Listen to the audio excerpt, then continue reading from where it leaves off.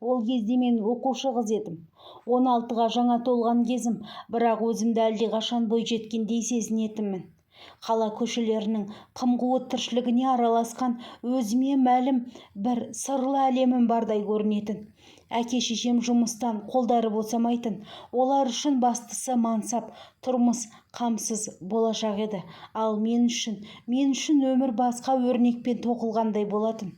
Үйдің үлкені, әрі еркесі болған соң өзіме не керек, соның бәрі дайын тұратын, бірақ мен бұдан да артықын қаладым. Өзіме назар аударғанымды ұнататынмын. Ұзын бойлы, талдырмаш сұлу едім. Жігіттер маған еріксіз ғашық болатын. Көздерінде таңданыс, сөздерінде ынтықтық сезінетінмін. Еркелігіммен, сұлулығыммен баурай алатынымды білген сайын одан сайын тәкаппар қыз болдым. Алайда сол еркелігім мен аңғал сезімдерім өз өмірімді де өзгенің өмірінде күл-талқан ететінін білгенімде тым кеш еді. 9 сыныпты бітірген жазым қызыққа толы болды. Жаздың жылы түндері, қаланың қым-қиғаш өмірі, шулы дискотекалары бәрі өзіне тарта беретін. Бұрын білмеген, сезбеген әлемге еніп бара жаттым. Ата-анамның жұмыстан бас алмайтыны бұрыннан белгілі. Бірақ уақыт өте, олардың әрқайсының өз өмірі, өз қызығы барын түсіндім. Әкемнің де, шешемнің де көңілдестері бар екен. Бір ұрысқан кезде бір-бірінің бетін ашқан. Сол күннен соң мен де бұзыла бастадым. Оларға менің не істеп, қайда жүргенім маңызды емес еді. Сондықтан мен де өз өмірімді өзімше сүрдім. Құрбымның үйіне қонамын деп ата-анамды оңай сендіретінмін, ал өзім қала түнін кезіп кететінмін. Дискотеканың қызығымен еріксіз еліктірді. Би, музыка, жарық-жұрқ еткен шамдар, алаңсыз күліп жүрген жастар, осының бәрі мен үшін өмірдің нағыз дәмі сияқты көрінді. Бәрі мен қалағандай еді. Еркіндік, шектеу жоқ, тыйым жоқ. Бірақ дәл осы еркіндік мені қайда апара жатқанын ойламаппын. Құрбымда менімен асып түспесе кем емес еді. Ол жалғыз басты анасымен тұратын. Анасы түнгі ауысымға жұмысқа кеткенде бізге ешкім ештеңке демейтін. Бос үй, еркіндік, шектеусіз түндер. Біз үшін қала нағыз өмірдің өзі секілді еді. Түн бола салысымен жарық-жұрқ еткен дискотекаға тартатынбыз. Музыка құлақ тұндырады, жарықтар көз арбайды. Айналада билеп жүрген жастар, біздің де сол топтың ішіндеміз. Күлкі, дауыстар, ырғақ, барлығы ойымыз осы сәттен барынша ләззат алу. Жігіттермен таныстық. Бірі келеді, бірі кетеді. Бір-бірімізді ұнатқандай кейіп танытып, сыртымыздан ақылгөй сөздер айтқанымызбен бар болғаны сәттік сезімнің құл едік. Сыраны ұрттап жігіттердің құшағына қалай кіріп кеткенімізді байқамай да қалатынбыз. Бірақ ең таңғаларлығы еш өкініш болмады. Біз өзімізді бақытты сезіндік. Қоғамның қағидалары, дұрыс-бұрыс бізді алаңдатпады. Жазғы түндердің қызығы да, қызулы күндердің еркіндігі де артта қалды. Сабақ басталар шақта денем әлсіреп, жүрегім айныды. Бастапқыда мән бермедім, бірақ уақыт өте өзгерісті анам да аңғарды. Ол бәрінен бірден түсінді. Қатты ашуланды. Үнсіз тұрып жүзіме ұзақ қарады да дауыс көтерді. Сөздері ащы, ызғарлы еді. Мұндай ашуын бұрын соңды көрмеппін. Не бүлдірдің, деді тістене. Қайдан ғана жүрдің? Кіммен жүрдің? Мен үнсіз тұрдым. Себебі бұл сұрақтарға нақты жауапты жоқ еді. Әр жігітпен түнеп жүрген мен кімнен көтергенімді де білмедім. Анам көп ұрысты, бірақ ең соңында әкемнің бұл туралы білмеуі керек екенін қатаң ескертті. Бұны ешкімге айтпа. Әкең естісе, екеумізді де үйден қуып шығады. Бір сәтте қайыршы болып далада қаламыз. Сол күні анам барлық мәселені ақшамен шешті. Ақырында мен бәрін үнсіз өткердім. Осылайша бір сырдың үні өшті. Бірақ менің ішімде бір дүние мәңгіге өзгерді. Бұрынғыдай ештеңкеде қызық емес. Құрбыммен де анам араласуға тыйым салды. Кеш батса есікті құлыпқа салып, артық кілтті алып кететін болды. Жалғыз өзім қараңғы бөлмемде жылап қалатын күндерім өтіп жатты. Құрбыммен үй телефоны арқылы ғана байланыс жасаймыз. Сабақ басталды. Бірақ мен үшін мектептегі уақыт өткізу орны ғана еді. Әкем 11 сыныпты деп қатаң талап қойған. Одан кейін шетелге оқуға жіберетінін айтып сендірді. Бірақ менің оқуға деген ниетім жоқ. Тек ағылшын мен орыс тілін жетік білетінмін. Ал қалған пәндер ақша бәрін шешті. Бестік баға менің білімімнің көрсеткіші емес, ата-анамның мүмкіндігі еді. Бір күні мектепте жаңа физика мұғалімі келді. Жас жігіт ағасы оны алғаш көрген сәттен-ақ жүрегім аттай тулады. Сымбатты, ақылды, өз ісіне берілген жан екені бірден білінеді. Ол мектепке кірген күннен бастап қыздардың бәрі оған ғашық болып үлгерді.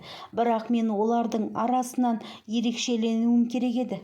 Оны өзіме қаратамын деп шештім. Бұл менің жаңа мақсатым болды. Көп күш жұмсадым. Көзқарас, күлкі, мәнері, қылығы. Бәрін қолдандым. Маған үйреншікті ойын еді. Бірақ бұл жолы бәрі басқаша болатынын білмеппін. Әлгі ағай университетті бітіріп алғашқы мектепке тұрған жұмысы осы. Физикадан сабақты түсінбеймін деп Данияр ағайды жеке репетитор ретінде жалдадым. Артық ақша кімге керек емес, әрине ол келісті. Оны жеке оңаша, тыныш болатын мейрамханаға шақырып жүрдім. Ақшаны анамнан аламын.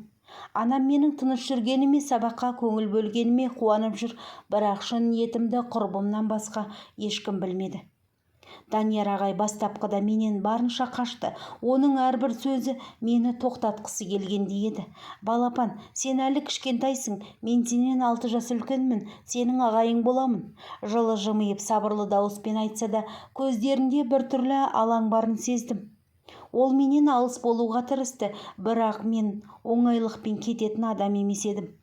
Мен оның назарын өзіме аудартқым келді. Ол жай ғана мұғалім емес, менің ойынымның басты кейіпкеріне айналады. Сондықтан бір күні оны үйге шақырдым. Күндіз ешкім жоқта. Бұл менің жеңісімнің басы ма, әлде басқа нәрсенің бастамасы ма, ол кезде ойланбаппын. Бұл жұмыстан әлде қашан кеткісі келген екен. Бірақ Даниярдың мен сияқты қарындасы бар екен. Ол жол апатына ұшырап, оның еміне 2-ші рет операция жасатуға ақша жинап жүргені бір сөзінде айтып еді. Алайда ол сөздер мен үшін ешқандай әсер етпеді. Бар ойым Данияр ағайдың сүйіктісі болу, тіпті намысымды сырып қойып, менің жігітім болшы, сен қалаған ақшаны беретін боламын деп те жалындым ғой. Бірақ ол жігіт бәрібір менің ұсынысыма келіспеді. Сол үшін оған ұйықтататын дәрі беріп, бірге жатқан секілді болып бір төсекте жаттым. Әкемнің сол күні үйге келетінін біліппін бе? Әттең бәрі басқаша болар ма еді? Даниярдың ыстық құшағында еркелеп жатып, қалай ұйықтап кеткенімді білмедім. Уақыт тоқтап қалғандай еді. Мен үшін өмірдің шындығы сол бөлмеде, сол сәтте ғана бардай сезілді. Бірақ бұл тәтті елес тым қысқа болды. Кенет үйдің тыныштығын әкемнің ызғарлы даусы бұзды. Не бүлдірдіңдер оңбағандар? Бәрін қойып үйге еркек әкелетін күйге жетіпсің деп айғайлады. Айғайынан селт етіп ояндым. Даниярды абырап жан-жағына қарады. Екеуміз шарасыз күйде орнымыздан да тұра алмай қалдық. Әкемнің көздерінен от шашырап тұрды. Қараған сайын демі ауырлай түсті. Бұл сәтте неге апаратын білмесем де бір нәрсе анық еді. Менің еркелігімнің шегі осы жерге жетті. Даниярды соққыға жығып, менің де әкем шапалақпен жағыма тартып жіберді. Байғұс Данияр, қанша ақталса да әкем ештеңені тыңдар емес. Данияр үйден әзер қашып үлгерді. Ал мен өз бөлмемнің есігін құлттап жылап отырмын. Анамды үй телефонымен жұмыс орнынан звондап шақырып алды. Анам үйге алып ұшып келген сәтте әкем оны соққыға жықты. Қызыңды өзің сияқты жәлеп қылып тәрбиеледің бе? Не қарап жүрсің сен? Ол үйге еркек әкеліп жатуды сенен үйренген бе деп бар ашуын анамнан алды. Анам болса өзін қорғап, ол бала қызыңды зорлықпен көндірген, әйтпесе мүмкін емес, бұрын айтқанда мән бермеп едім, өтірік деп айтып жатты. Содан соң бөлмеге келіп, анам есікті ашып, зорландым, қорқытумен болып жүрдім деп айтшы. Әйтпесе екеумізді әкең оңдырмайды деп анам жылап жалынды. Әкем бұрын жақсы адам болған, бірақ мен бойжеткен кезде мені өзі қызы сияқты емес көретін. Анамның айтуынша әкем үйленбей тұрып жүкті болып келіпті.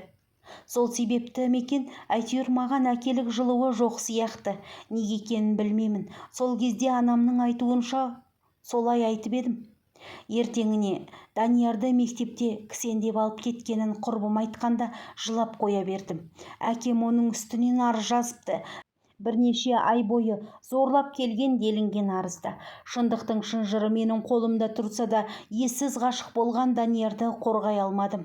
Мен тек жылай бердім. Әкемнің ол жерде таныстары көп. Байғұс Даниярды ұрып-соғып мойындатқанын көрініп тұрды. Сотта куәгер әкем мен көршілер болды. Мен барлық шындықты айтуға әкемнен қорқып, олардың дайындаған сұрақтарына ғана жауап бердім. Даниярдың отбасы қанша жерден қорғаушы жалдаса да, ақшасы бардың құзыры ұзын емес пе?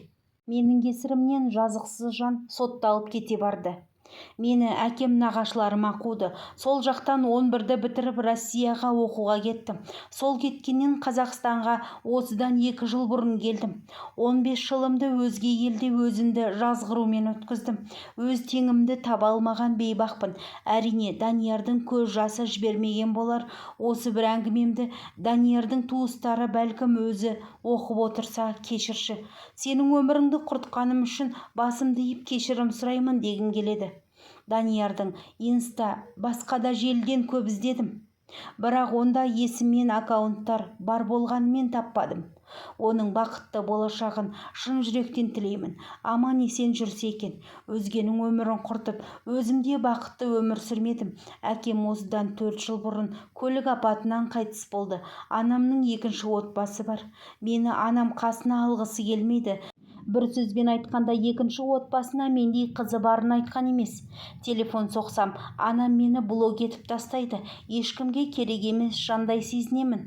Жаным әлде жай таппаған. Өзімді жұмыспен ғана алдап жүрмін.